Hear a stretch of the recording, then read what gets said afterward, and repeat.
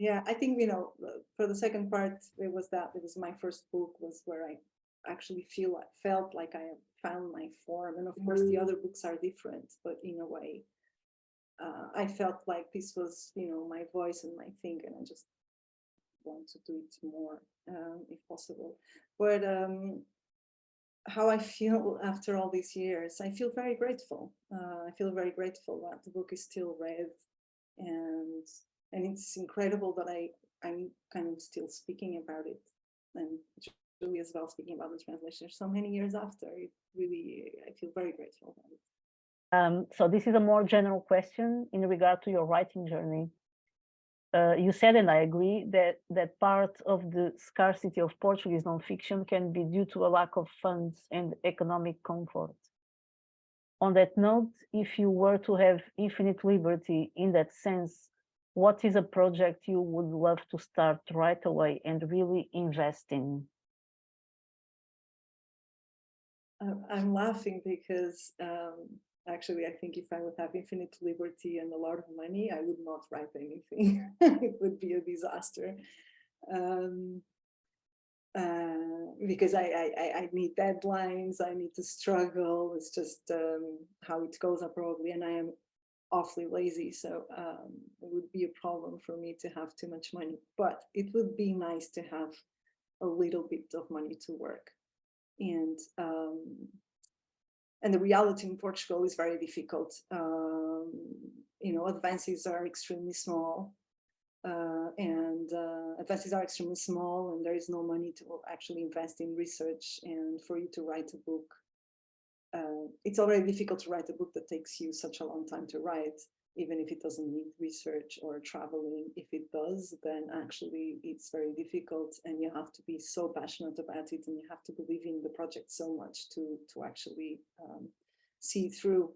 And it's very hard. I'm not sure I can, there is, when I saw the question, there is a book I have in mind that I've been wanting to start and I haven't, and that involves doing interviews and doing some research. I do not feel like I could say what it is about, but it would be focused on a particular story, but a story that of real people, but that I think says so much about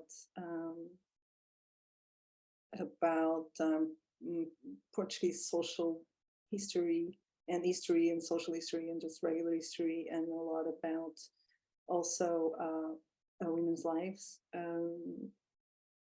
But we'll see if I can do it. I often end up doing like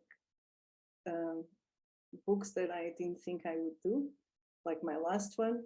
So I don't know. Sometimes I feel like the big projects never really happen, and then I do things that I think are on the side, and that becomes like the book. I'm not sure, but I also wanted to say something. Of course, there's a lack of memes in Portugal for literature in general, but also there's no tradition of nonfiction. And it's important to say that, because of course there are a lot of nonfiction also does not involve as much research. If you write memoir, you don't necessarily have to do a lot of research if you're writing about your life, if you're doing life writing, but there's not a tradition. And that's also makes it difficult because, you know, for you to make a life as a writer, you need to have a support around you from the publishing world. And, you know, there are no prizes for nonfiction. All the prizes are for fiction. The grants are for fiction or poetry or whatever, but not for nonfiction.